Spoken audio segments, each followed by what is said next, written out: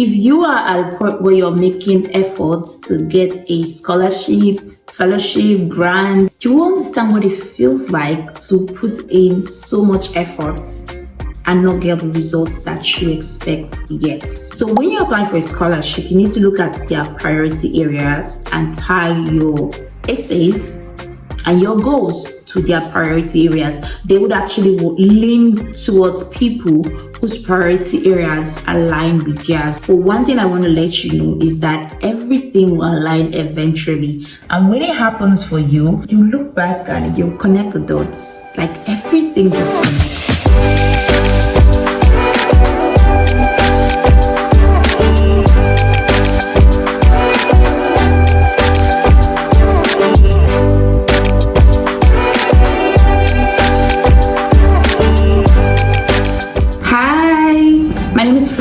And you are welcome to my YouTube channel. It's been like forever, but you know what they say about better late than never. So yeah, better late than never. So today I want to talk about overcoming rejections, and I'm going to share a story of how I got a fully funded scholarship at an American university for my MBA program. Yeah, fully funded. I didn't have to pay anything. Have you ever received an email that got you crying like you lost someone?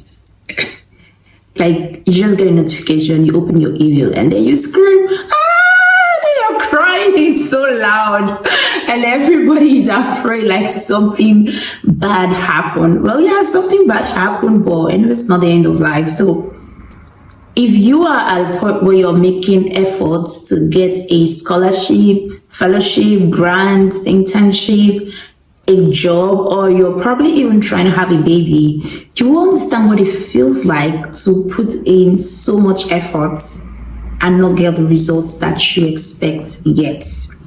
It's a very dicey phase. It's such an emotional moment that can be quite tough and frustrating. So between 2018 and 2020, I spent a lot of time applying for scholarships. I always wanted to do my master's abroad, and so I was trying to get a fully funded scholarship. I applied for Shivning Scholarship, Government of Ireland International Education Scholarship, Variety Scholarship at the University of London, and quite a few. Well, I'm not one of those people who applied for up to 50, 60, 100, 30 scholarships. I applied for quite a number, but none of them came through. And it was quite an emotional moment for me. First of all, scholarship applications are not easy. They're not something that you just go in and then you just write a few words and you're out. There's a whole lot of process, a process where you need to, first of all, understand the goal of the scholarship, and then you need to look into the priority area. You need to think about your experience, your personal skills, and how to align them to fit into these scholarship requirements. So it's a lot of process together. And then you don't want to talk about the essay writing part. If you are a good writer, you would also tell that it takes a lot, actually. It's not just about, I'm very good at writing. You need to sit down. There's a lot that comes to play into it. So for me, I was deliberate about putting in the work. So for Achieving Scholarship, for instance, I got in contact with two people who were Achieving Scholars, and they helped review my essays. That before getting to these people, I had shared with my friends and people I know who are intellectually sound, and then we reviewed my essay together and felt, oh yeah, this was quite good. And then I shared with them. They were like, oh, this was quite good, gave me feedback. I worked on the feedback, and then I submitted the essays, applied for the scholarship, and after much waiting, it came out and it says, unfortunately, I can remember that night I was lying in bed when I saw the message, and I cried. For some reason, I was looking forward to it, but I didn't get it. And it was very hurtful considering the process I had gone through, the efforts I had made. Then I decided to try again. I tried some other scholarships. I also did an internship program in Germany and a scholarship in Germany. I didn't get any of those. So when it was time for the Government of Ireland International Education Scholarship, I was very optimistic. I mean, international education scholarship. So I have been in the education sector for years. So I thought, oh, I would have an advantage, it's education. I finally have a scholarship that prioritizes education, and then I was going to apply for this. I applied for the scholarship, and let me tell you what happened. When I applied for the Government of Ireland International Education Scholarship, it was quite a process for me, and I felt like this was going to be the end if I don't get it. I had about 7 scholars review my essay for the Government of Ireland International Education Scholarship. I had my mentors, 2 of them. I had 2 persons who were currently doing their PhD, one in Ireland, one in the UK, and both of them were studying on scholarship. I had another person who had gotten a scholarship in China, reviewed the essay. I had another person who was a scholarship beneficiary, and then another person. I think it was 7 of them, took their time to review my essay. And I remember that day when I submitted that essay. Before I submitted, I was so tired. I was exhausted because I had given in so much time. I waited. I was very patient with this one. I wasn't in a hurry to submit on time. So I waited till the very last day, look through it, you're going over and over again with multiple people to be sure that you're going to put in something so good. And I remember submitting that application very tired. And when I submitted, I laid on the floor like I was going to faint. And I said, God, this is the last.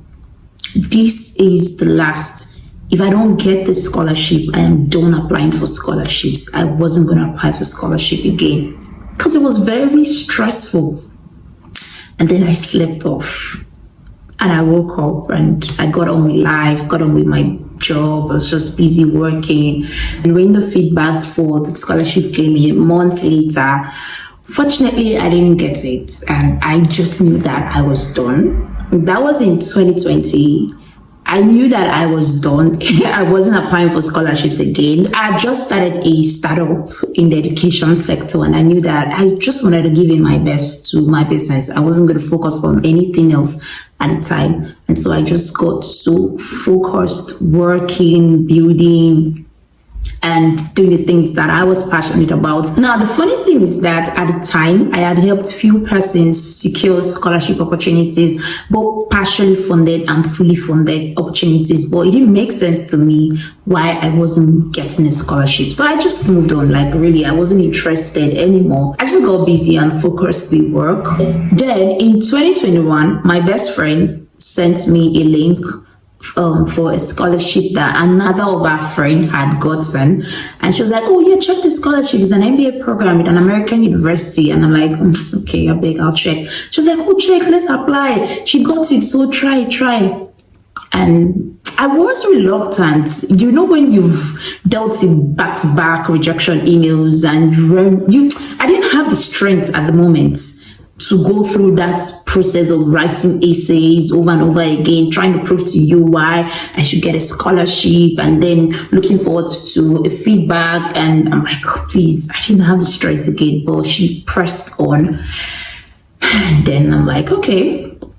I assured her I was going to try, but I didn't apply for the scholarship immediately. I took time. A day to the deadline, she reached out to me again, asking if I had submitted the application. I'm like, oh, I haven't. I'll look at it again. And that night, I took time, looked through the scholarship, and then I applied. I decided to apply. So this time around, I really didn't have high hopes. I just wanted to apply because I had assured my best friend that I was going to apply for the scholarship.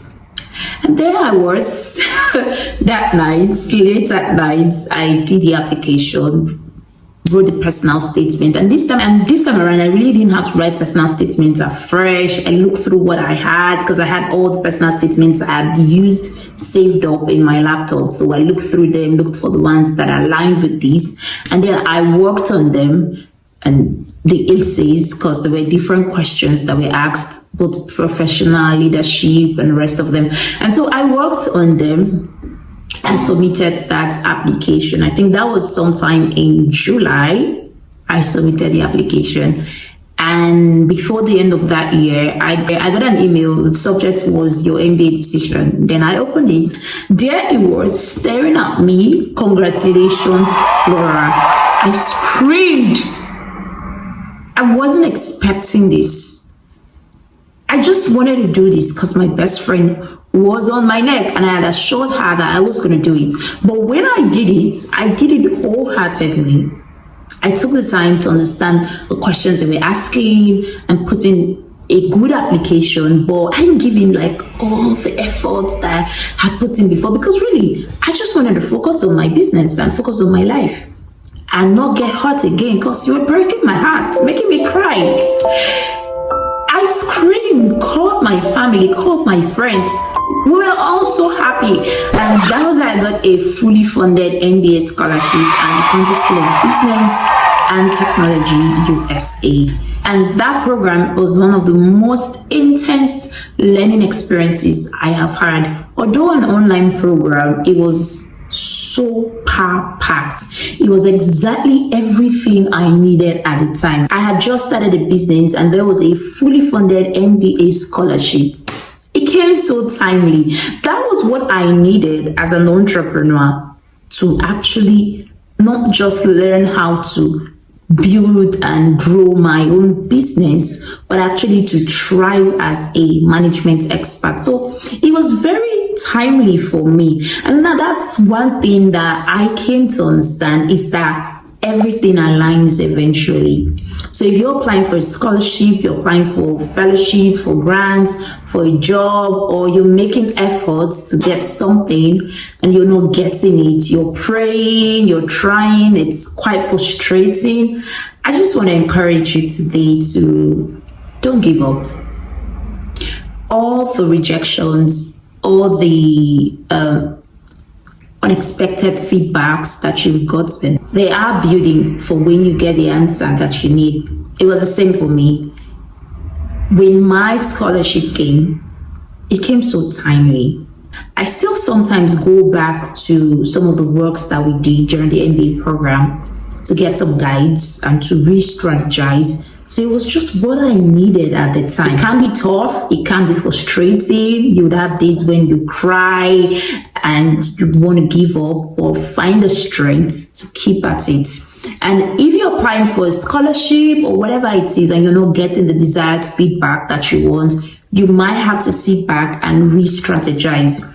Now for me, one of the things that helped me, that I think helped me in my scholarship that I got, was the fact that I had things to show. This was an MBA program, and there I was running a startup firm in the international education sector. And then I had already done some projects for young Africans to help them secure opportunities. So I really had things that I could tie my application to, say, oh, I need this MBA because this is this. I'm building a business which I want to scale. And then I also want to be a consultant sometime in the future. Do you understand? Another thing is the fact that priority areas for opportunities might be different. So for scholarships that I have applied for, I always tie them to education. I've always been passionate about education. So when I apply for any scholarship, I always tie it down to education. I want to help out of school children to get into school. I want to be involved in educational policies that would improve the education system in Nigeria and Africa overall. But sometimes, this one of the things that I came to discover is that education might not be the priority area for those scholarship opportunities. So when you apply for a scholarship, you need to look at their priority areas and tie your essays and your goals to their priority areas. So let's say if their priority area for your country is on security, food, and housing, for instance, and then you are focused on something else, they would actually lean towards people whose priority areas align with theirs. So that's like a way to re-strategize. So if you're applying for jobs, for instance, and you're not getting the feedback that you want, maybe you're not getting invites for interviews, you might want to use a tool like JobScan to see if your CV is tailored to the role that you're applying for. And you might want to speak with people who are in the industry, just see how you can actually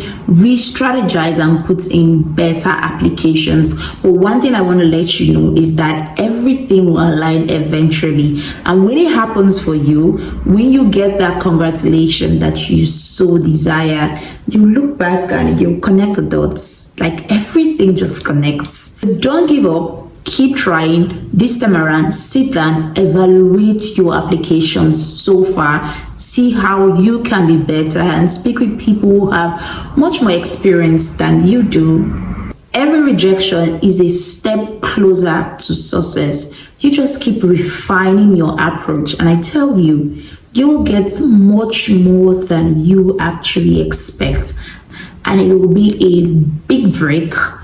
And you will realize that everything aligns eventually. So that rejection is actually a step closer to your success. Don't give up. Your hard work and perseverance will pay off eventually. So guys, that's it for today. If you find this video interesting and helpful, please like and subscribe to my channel so you get notified when a new video pops up. In the meantime, have a wonderful time and keep hope alive.